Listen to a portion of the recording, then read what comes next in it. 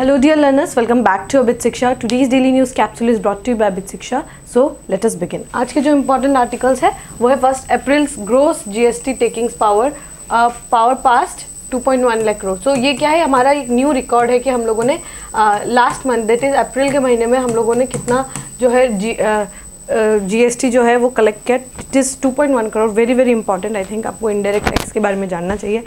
Conceptual है, बहुत basic चीज़ें हैं, उसके बारे में आपको बताऊंगी. Second news is ISRO finds proof of enhanced possibility of water ice in the polar craters of the moon. So ISRO ने जो है ये वाटर जो है उसका वाटर आइस का जो है वहाँ पर स्टडी किया एंड उनको पता चला कि there is a possibility of finding water ice on the craters of the moon. This I think very very important. Third is April temperatures in east and south India posted record high, heat wave to prevail. ठीक है, तो heat wave क्या होता है, कब होता है heat wave, severe heat wave कब होता है, वो सब हम लोगों को जानना होगा. I think all the news today are very very important. Very high chances कि आपको पूछा जाए इन दी प्रीलिम्स. ठीक है, पहला देखते हैं अप्रैल्स ग्रोस GST टेकिंग पावर पास 2.1 लाख करोड़. ठीक है, सो अगर आप देखेंगे सो फरवरी लास्ट ईयर अप्रैल के महीने में 2023 के अप्रैल के महीने में we had the record numbers of collection of GST. It was around 1.75 lakh crore rupees something, but 2024 में it had broken that record. और अब क्या है 2.10 लाख करोड़ इतना का हमारा GST कलेक्शन है. GST क्या है, गुड्स एंड सर्विसेज टैक्स. ये जो टैक्स है एक इनडायरेक्ट टैक्स है एंड हम जो है every commodity, every goods and every services provide हम जो है एक GST पे करते हैं. ठीक है, that is called goods and services tax. ठीक है, so this is the only indirect tax जो अभी चल रहा है इन दी एंटायर कंट्री. और ये इसने जो है ना यूनिफॉर्मिटी लाने की कोशिश की है in the tax structure in the economy. पहले बहुत सारे टैक्सेस हुआ करते थे, एंटरटेनमेंट टैक्स, लग्जरी टैक्स, हर स्टेट का अपना एक अलग टैक्स जो होता था, सर्विस टैक्स होता था. बहुत हर स्टेट अपना अलग अलग जो है टैक्स जो है वो लगाती थी, अलग अलग टैक्स जो है वो हमें भरना होता था हर स्टेट का. सो उसकी वजह से क्या होता था कि कभी कभी डबल टैक्सेशन जो है वो हो जाता था कि आप जो है यहाँ पर भी पे करें एक टैक्स एंड अगले अपने स्टेट में जाकर भी एक और टैक्स जो है पे करें. तो डबल टैक्सेशन से हटना जो प्रॉब्लम था उसको GST ने काफ़ी हद तक जो है सॉल्व कर दिया था. ठीक है, सो यहाँ पर आपको देखने को मिलेगा कि GST जो है उसने बहुत सारे जो है टैक्सेस को जो है सब्स्यूम कर लिया. ठीक है, बहुत सारे टैक्सेस को जो है सब्स्यूम यहाँ पर कर लिया. सो यहाँ पर जो है इंपॉर्टेंट है याद रखना आप लोगों को progressive system and regressive system के बारे में.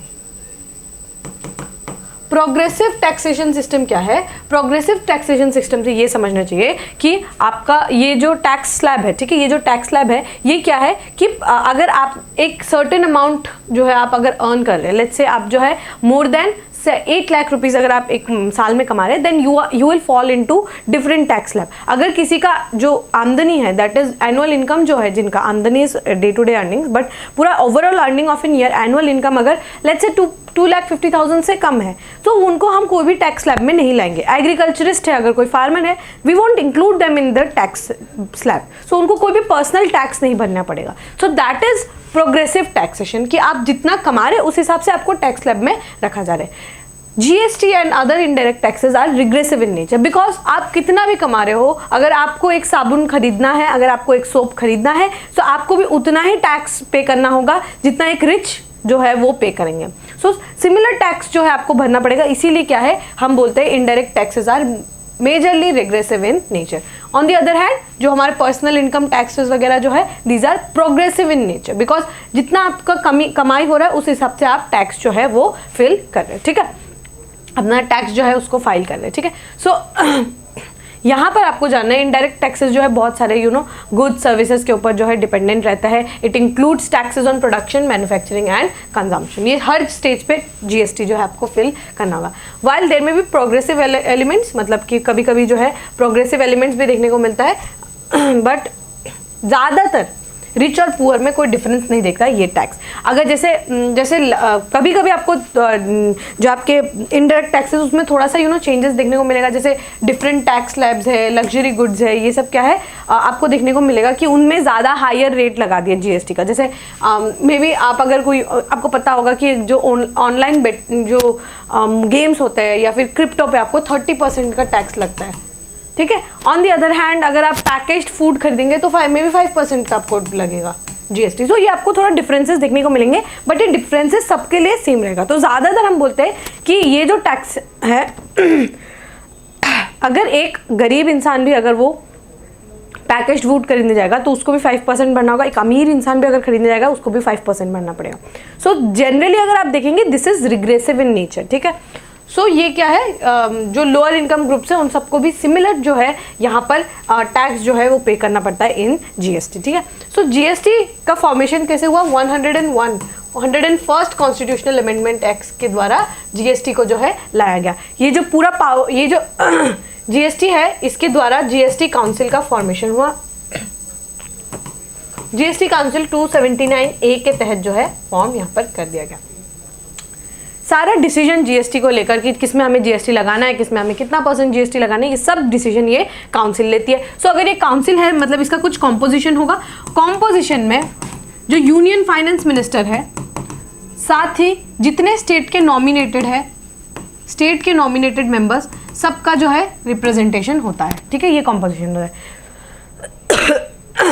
ये जो है, जो सेंटर है, सेंटर के पास आपका 1/3 का जो है वोटिंग शेयर रहता है और आपके स्टेट्स के पास 2/3 का पावर रहता है, ठीक है। और डिसीजन अगर हम लोगों को जीएसटी के ऊपर लेना है तो हमें 3/4 के मेजॉरिटी से लेना होगा, ठीक है। अगर 3/4 का मेजॉरिटी हुआ तो जीएसटी में जो है चेंजेस हम ला सकते हैं। अगर आपको कोई भी डिसीजन लेना है तो सेंटर और स्टेट का मिला के 3/4 का मेजॉरिटी होना का, तभी हम जीएसटी के ऊपर जो है कोई भी डिसीजन ले पाएंगे, ठीक है। सो कॉम्पोजिशन याद रखिएगा, यूनियन फाइनेंस मिनिस्टर होते हैं और स्टेट के नॉमिनेटेड मेंबर्स होते हैं। काउंसिल 279A के तहत बनाएगा और 101st कॉन्स्टिट्यूशनल अमेंडमेंट एक्ट के द्वारा जीएसटी को जो है लाया गया। पहली कंट्री जिसने ये जीएसटी लगाया था वो था फ्रांस, और इंडिया में 2017 से जो है ये जो है चलने लगा, ठीक है। जीएसटी का जो ये पूरा एम्बिट है इसको हमने 2017 में जो है लागू करना शुरू कर दिया। वैसे ये एक्ट 2016 में ही ले आए थे और 2017 से ये लागू हो गया था, ठीक है। So I think this is very very important, absolutely important है ये आप लोगों के लिए, ये आप लोगों को आना चाहिए। आई होप आपको ये जो टॉपिक है ये क्लियर हो गया होगा। हम आगे बढ़ सकते हैं। The next news is ISRO finds proof of enhanced possibility of water in polar craters of the moon. Moon के ऊपर जो है ये क्या है कि मून के ऊपर जो है बहुत ज़्यादा जो है रिसर्च आपको देखने को मिलेगा। जैसे मून में चाइना का एक मिशन है, बहुत एम्बिशियस मिशन है, चैंग ई के बारे में हम लोगों ने कुछ दिनों पहले ही देखा था, ठीक है। वो जो है मून पर, far side of the moon पर जो है वो अपना they are trying to send their spacecraft in the far side of the moon. हमने जैसे south pole of the moon पे हम लोगों ने सॉफ्ट लैंडिंग करके दिखाया, ठीक है, चंद्रयान 3 के द्वारा। सो यहाँ पर क्या है कि चंद्रयान में जो है हमें पता चला, Chandrayaan I am talking about 2008, ठीक है। हमारे पास 3 चंद्रयान मिशन है। Chandrayaan 1 2008, Chandrayaan 2 it was around 2019 और चंद्रयान 3 जो 2023 में हमने उनको भेजा, ठीक है। सो ये जो 2008 में जो चंद्रयान फर्स्ट गया था उसी ने बता दिया था कि ये जो क्रेटर है मून का, इसमें पानी की पॉसिबिलिटी जो है वो उसने तभी बता दिया था इन द ईयर 2008। उसके बाद जो है जितने भी रिसर्च हुए ये सब उसी के बेस के आधार पर किया गया, ठीक है। सो यहाँ पर क्या है कि 2008 में हमें पता चल गया था कि चांद के उस टेरेन पर क्या है, पानी का अवेलेबिलिटी है, ठीक है। सो ये क्या है, बहुत हमारे लिए बहुत ज़्यादा इंपॉर्टेंट है कि हम जानें कि हमारा जो अपना सैटेलाइट है वहाँ पर पानी है कि नहीं, और अगर है भी तो हम जो फ्यूचर में we want to travel to the moon, और हम जो है अगर स्पेस टूरिज्म के बारे में बात करते हैं तो ये एक बहुत अच्छा प्रॉस्पेक्ट रहेगा। एंड आपको ये भी पता होना चाहिए कि हम क्या है मैन्ड मिशन भेजना चाहते हैं टू द मून, तो उसके लिए ये बहुत ज़्यादा इंपॉर्टेंट रहेगा। अगर वहाँ पर पानी का अवेलेबिलिटी हुआ that will be very very very important, ठीक है। सो यहाँ पर क्या है कि अगर हमें ऐसे जो है हमें पता चले अगर कि मून के क्रेटर पे जो है वो पानी है, that will be very beneficial for us as human beings only. A study by ISRO, ये क्या पता चला कि पॉसिबिलिटी है कि वहाँ पर पोलर क्रेटर्स पे वाटर आइस जो है उसका हमें पॉसिबिलिटी देखने को मिल रहा है, ठीक है। A study was done by scientist of ISRO space application centre with collaboration with IIT researchers at IIT Kanpur, university of southern California, jet proportional laboratory and IIT ISN Dhanbad के साथ जो है इन्होंने ये जो रिसर्च है वो किया, ठीक है। The study suggest that the amount of subsurface ice in the first couple of metres is about 5 to 8 time larger than on the surface in the both poles, ठीक है। सो ज़्यादातर जो है हमें ये सब सरफेस पे जो है हमें वाटर का जो पॉसिबिलिटी वो हमें देखने को मिला। यहाँ पर क्या है कि यहाँ पर जो है ऐसे जो है लॉन्ग टर्म प्रेजेंस के लिए, जो ह्यूमन प्रेजेंस के लिए ये बहुत ज़्यादा इंपॉर्टेंट है। As such drilling on the moon to sample और excavate the ice will be primordial for future missions in long term human presence. इस तरीके का अगर हम एक्सकवेट करके अगर हम यहाँ ले आते हैं अर्थ में और उसको स्टडी करते हैं, that will be very beneficial, क्योंकि हम चाहते हैं कि ह्यूमन प्रेजेंस हो मून पर, ठीक है, हमारे सैटेलाइट पर हमारे ह्यूमन प्रेजेंस रहे। सो अगर हम चाहते हैं कि हम ह्यूमन का प्रेजेंस वहाँ पर लेकर आए, that will be very important कि हम जो है वहाँ पर इस टाइप का जो है मिशंस को हम लोग जो है करते रहे, ठीक है। कि ये और ये स्टडी ने कंफर्म भी किया है कि subsurface water ice lunar poles में जो है वो हमें देखने को मिला है। ये जो है बहुत ज़्यादा इंपॉर्टेंट है। और आपको याद रखना है यहाँ पर क्या है, यहाँ और ये जो ये हमें मिला है, ये जो डिटेल स्टडी के बाद हमें ये जो इसका रिजल्ट मिला है वो बहुत ज़्यादा क्रूशियल है for supporting ISRO's future in to volatile exploration plans on moon, ठीक है। सो ये बहुत ज़्यादा इंपॉर्टेंट हो जाता है इसरो के जितने भी फर्दर जो प्रोग्राम्स आने वाले हैं ना, उसके लिए ये बहुत ज़्यादा इंपॉर्टेंट हो जाता है, ठीक है। सो याद रखिएगा, आपको याद रखना है चंद्रयान मिशन एंड इसरो पूरे साल भर बहुत ज़्यादा न्यूज़ में था, ठीक है। चंद्रयान लॉन्च कर दिया, आदित्य L1 लॉन्च कर दिया, एक्सपोसैट मिशन जो है वो लॉन्च कर दिया। सो बहुत ज़्यादा यहाँ पर इंपॉर्टेंट हो जाता है आपके लिए कि आप जो है जाने अबाउट द मिशंस। एंड याद रखिएगा कि तिरंगा पॉइंट किसको बोला गया है, शिव शक्ति पॉइंट किसको बोला गया है, एंड आपका मतलब चंद्रयान 2 के लैंडर का नाम क्या था, रोवर का नाम क्या था, ये सब आप लोगों को आना चाहिए, ठीक है। बहुत ज़्यादा इंपॉर्टेंट है, ये सब आप लोगों को absolutely on your finger tips आना चाहिए, ठीक है। लैंडर विक्रम था, रोवर आपका प्रज्ञान था। जहाँ पर चंद्रयान 2 जहाँ पर लैंड हुआ था उसको हमने तिरंगा पॉइंट बोला था। चंद्रयान 3 जहाँ पर लैंड हुआ, जहाँ पर सॉफ्ट लैंडिंग हुआ, उसको हमने तिरंगा पॉइंट जो है वो बोला था, ठीक है। सो ये आप लोगों को याद रखना है, आई थिंक वेरी इंपॉर्टेंट है। ये सब जो है न्यूज़ जो आते हैं इनको कॉन्स्टेंटली आप जो है खबर रखते रहिए, बहुत ज़्यादा ये इंपॉर्टेंट है। एक चैंग-ई मिशन है चाइना का, एक आर्टेमिस मिशन है। आर्टेमिस मिशन किसका है, नासा का है, ठीक है।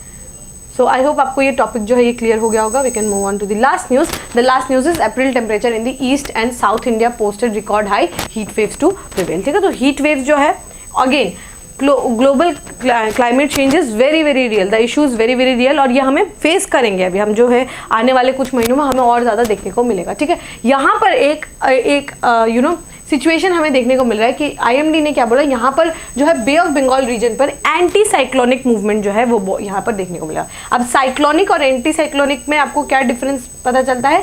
साइक्लोनिक मूवमेंट जो है एक लो प्रेशर सिस्टम के क्रिएट होने के वजह से जो मूवमेंट है, ठीक है, मूवमेंट कैसा है, सदर्न हेमिस्फेयर नॉर्दर्न हेमिस्फेयर में ये जो साइकिल एंटी क्लॉकवाइज मूवमेंट, ठीक है, ये है एंटी क्लॉकवाइज मूवमेंट जो है लो प्रेशर के क्रिएट होने के कारण जो एंटी क्लॉकवाइज जो मूवमेंट है उसको हम साइक्लोन बोलते हैं, ठीक है। साइक्लोन का मूवमेंट याद रखिएगा हमेशा एक लो प्रेशर लाइक कंडीशन होगा इन द सेंटर, और नॉर्थ हेमिस्फेयर में एंटी क्लॉकवाइज डायरेक्शन होगा, एंटी क्लॉकवाइज, ठीक है, एंटी क्लॉकवाइज मूवमेंट होगा इन दी लो प्रेशर एरिया में एंटी क्लॉकवाइज मूवमेंट होगा, ये साइक्लोन्स होता है। अब anti cyclone on the other hand, ये अभी हम नॉर्थ हेमिस्फेयर की बात करें, साउथ हेमिस्फेयर में उल्टा होगा, अगर ये एंटी क्लॉकवाइज है साउथ हेमिस्फेयर में क्लॉकवाइज होगा, बट दोनों कंडीशन में लो प्रेशर सिस्टम बीच में डेवलप रहेगा। Now if you talk about anti cyclone में हाई प्रेशर सिस्टम रहेगा और नॉर्थ हेमिस्फेयर में क्लॉकवाइज जो है डायरेक्शन आपको देखने को मिलेगा। क्लॉकवाइज